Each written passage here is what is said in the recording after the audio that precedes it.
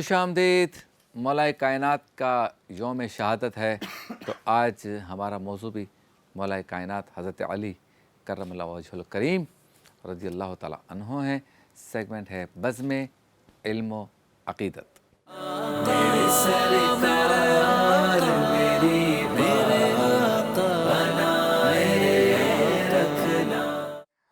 موجود ہے ہمارے ساتھ مفتی غلام دستگیر صاحب. السلام علیکم.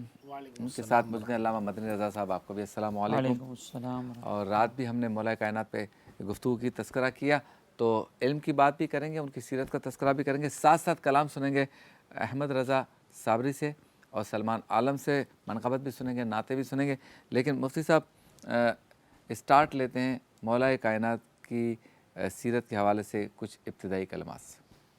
بسم اللہ الرحمن الرحیم. اہدنا الصراط المستقیم. صدق اللہ العظیم. سیدنا مولا کائنات علی المرتضیٰ شیر خدا واہ واہ واہ. کرم اللہ وجہ الکریم، آپ کی ذات بابرکت دیکھتے ہیں تو ولادت ہوئی تو پہلے آنکھ کھلی تو چہرہ مصطفیٰ کو دیکھا. کیا بات ہے، سبحان اللہ سبحان. پھر زندگی مبارکہ سب سے پہلے علماء نے لکھا سب سے پہلے نماز پڑھنے والے مولا کائنات علی المرتضیٰ، بلکہ یوں کہیے کہ سب سے پہلے بچپن میں ایمان لانے والے مولا کائنات. بے شک. پھر مولا کائنات کون ہیں؟ مولا کائنات وہ ہیں جو فاتح خیبر ہیں. واہ واہ. مولا کائنات کون ہیں؟ جنہوں نے مرحب کو پچھاڑا، دو ٹکڑے کر کے رکھ دیا. جنہوں نے عمر بن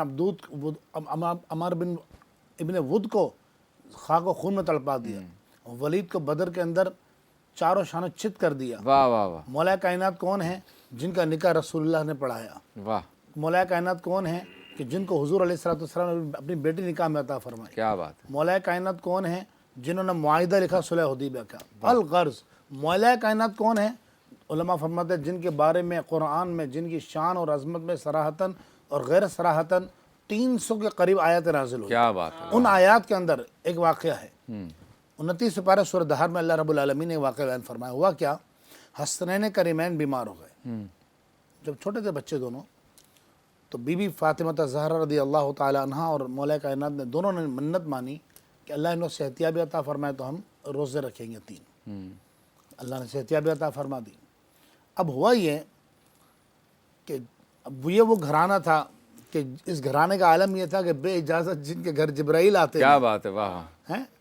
اور عالم کیا ہے؟ فاقوں کا عالم ہے. مولا کائنات صبح گئے مزدوری کر کر لائے، شام کو دسترخوان. جو ہمارے دسترخوان تو خیر وہ تو کوئی موازنہ ہی نہیں. ادھر سوکھی کھجوریں ہوتی تھی، اس کو دسترخوان کہا جاتا تھا، اور سادہ پانی. تو آپ اندازہ لگائیے کہ جب وہ مسکین آ گیا دروازے پر، اچھا وہ مسکین نہیں تھا، در حقیقت وہ فرشتہ تھا. اچھا. فرشتہ آیا اور اس نے آواز لگائی ہے کوئی جو مسکین کو اللہ کے نام پر دے. اب در کس کا ہے؟ مولا کائنات کا در ہے. فاطمہ زہرا کا در ہے، آل رسول کا در ہے. واہ. اور یہ عالم یہ ہے کہ اللہ کی رضا پر راضی ہیں. صابر و شاکر، وہ کھانا اٹھا کے مسکین کو دے دیا اور بغیر صرف پانی سے افطار کر لیا. کیا بات ہے. یعنی آپ اندازہ لگائیے اس وقت جتنے ناظرین دیکھ رہے ہیں، میں ان سب سے کہوں گا کہ آپ یہ نہ سوچیں کہ جناب ہم نے مطلب ہمارے گھر میں کھانا نہیں ہے یا ہم پریشان ہیں تو اللہ ہم سے ناراض ہے. نہیں، ناراضگی اللہ کی رضا کا اس پر موقوف نہیں ہے. اللہ کی رضا کہ آپ مالدار ہیں تو اللہ سے راضی ہے، آپ سے، آپ کے پاس گاڑی ہے تو اللہ راضی ہے، آپ کا ڈریس اچھا ہے تو اللہ راضی نہیں. اللہ کی رضا صحابہ کے ساتھ ہے. ان کی زندگیاں دیکھیں، اہل بیت کی زندگیاں دیکھیں، جن کے بارے میں رب فرمائے انما یرید اللہ لیذھب عنکم الرجس اہل البیت ویطہرکم تطہیرا. واہ. تطہیرا بہت زیادہ اللہ نے خوب پاک کر دیا ہے. واہ واہ واہ. اب دوسرا دن آ گیا، مولا کائنات پھر گئے، روزی کما کر لائے، افطار لگ گیا. اب یہ گھرانہ 2 دن سے بھوکا ہے. قرآن فرماتا پھر ایک یتیم آیا، فرشتہ آیا یتیم کی صورت میں، اور اس نے کہا ہے کوئی جو یتیم کو کھانا دے. ابھی آزمائش شروع. دوسرے دن اٹھا کے دوسرا سارا جو کھانا چھوڑا بہت تھا، کھجوریں تھی، وہ اٹھا کر فقیر مسکین یتیم کو دے دی. تیسرا دن آ گیا، پانی سے افطار کر لیا. تیسرا روزہ رکھا. ایک قیدی آ گیا، وہ فرشتہ ہی تھا. قیدی کی صورت میں آیا، کہا کہ ہے کوئی جو قیدی کو کھانا دے. تیسرے دن بھی اٹھا کے دے دیا. اب یہ اللہ کی بارگاہ میں ایسا مقبول ہوا ان کا اخلاص کہ اللہ نے رسول اللہ کے قلب اطہر پر قرآن میں آیت نازل فرمائی. کیا بات. اللہ فرماتا وَيُطْعِمُونَ الطَّعَامَ عَلَىٰ حُبِّهِ مِسْكِينًا وَيَتِيمًا وَأَسِيرًا. واہ واہ واہ واہ. وہ اللہ کی محبت میں یتیم کو، مسکین کو اور قیدی کو کھانا دیتے ہیں. اور اللہ نے فرمایا وَلَقَّاهُمْ نَضْرَةً وَسُرُورًا. اللہ نے انہیں جنت کی بشارت عطا فرمائی. واہ واہ. تو مولا کائنات رضی اللہ تعالیٰ عنہ وہ ہیں کہ رسول اللہ علیہ السلام نے انہیں مولا کہا اور کہا جس کا میں مولا ہوں علی اس کے مولا. کیا بات ہے. سبحان اللہ. جی علامہ صاحب. بسم اللہ الرحمن الرحیم. حضرت علی رضی اللہ تعالیٰ عنہ کا تذکرہ یقیناً ہمارے لیے یہ مشکل ہے کہ ہم تمام تر فضائل کو یہاں پہ ذکر کر سکیں، لیکن کچھ آپ کی سیرت کے ایسے پہلو ہیں کہ جو ہمیں یہاں پر تذکرہ اس لیے کرنا چاہیے کہ عوام جو ہے اس سے کچھ نہ کچھ نصیحت حاصل کرے. صحیح. جیسا کہ ہم حضرت علی رضی اللہ تعالیٰ عنہ کی سیرت میں علم کا بڑا ایک چرچا دیکھتے ہیں. سرکار علیہ الصلوۃ والسلام نے آپ کے علم کا تذکرہ کرتے ہوئے فرمایا کہ انا مدینۃ العلم وعلی بابوہا، کہ میں علم کا شہر ہوں اور علی اس کا دروازہ ہے. اور آپ کے علم کی پختگی کا عالم یہ تھا کہ بڑے بڑے صحابہ، تابعین، تبع تابعین یہ آپ کی علمی حیثیت کو تسلیم کرتے تھے. حتیٰ کہ حضرت عمر فاروق رضی اللہ تعالیٰ عنہ، ایک مرتبہ ان کا حضرت عمر کا یہ واقعہ مشہور ہے کہ آپ نے حجر اسود کو جب بوسہ دیا تو کہا کہ تو ایک پتھر ہے، نہ مجھے نفع دے سکتا ہے نہ نقصان دے سکتا ہے، میں تجھے چوم اس لیے رہا ہوں کہ میں نے مصطفیٰ کریم علیہ الصلوۃ والسلام کو دیکھا ہے تجھے بوسہ دے رہے ہیں. تو وہاں پر جب حضرت علی رضی اللہ تعالیٰ عنہ نے یہ سنا تو حضرت عمر کی بارگاہ میں عرض کی کہ حضور یہ پتھر جو ہے وہ عام پتھر نہیں ہے، یہ نفع بھی دے سکتا ہے نقصان بھی دے سکتا ہے. تو حضرت عمر نے پوچھا کیسے؟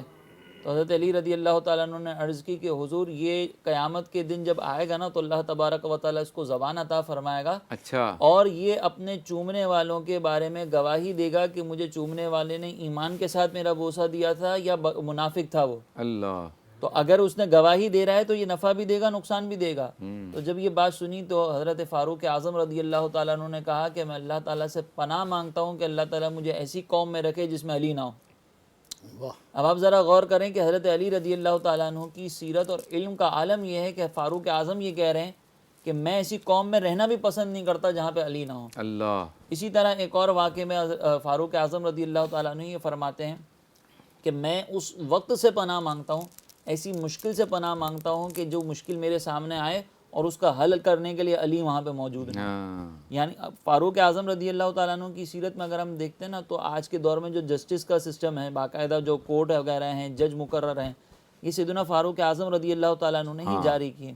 لیکن اس کے باوجود اپنی کورٹ کے اندر، اپنے جو عدالت تھی اس کے اندر اگر جو اسپیشل جج اگر کسی کو مقرر کیا گیا تھا تو وہ حضرت علی رضی اللہ تعالیٰ عنہ تھے. تو یہ ہے آپ کے علم کا عالم، یہ ہے آپ کا علمی مقام و مرتبہ. کیا بات. تو آپ کے ماننے والوں کو بھی اس علمی مقام و مرتبے کو سامنے رکھتے ہوئے یہ دیکھنا چاہیے کہ وہ علم حاصل کرنے کے لیے کتنی تگ و دو کرتے ہیں، کتنی محنت کرتے ہیں. تذکرہ مولا علی تو ہو لیکن علم دین حاصل نہ کیا جائے، دین کی ترویج و اشاعت کے لیے وہ جرت و بہادری کے ساتھ علم کو پھیلانے کی کوشش نہ کی جائے تو پھر یہ تذکرہ تر ضرور کرے گا لیکن اس کی تری کے اندر مزید اگر برکتیں چاہیے تو پھر سیرت علی المرتضیٰ رضی اللہ تعالیٰ عنہ کو بھی اپنایا جائے. یعنی اذکار علی کے ساتھ ساتھ افکار علی کو بھی اپنایا جائے. واہ واہ واہ.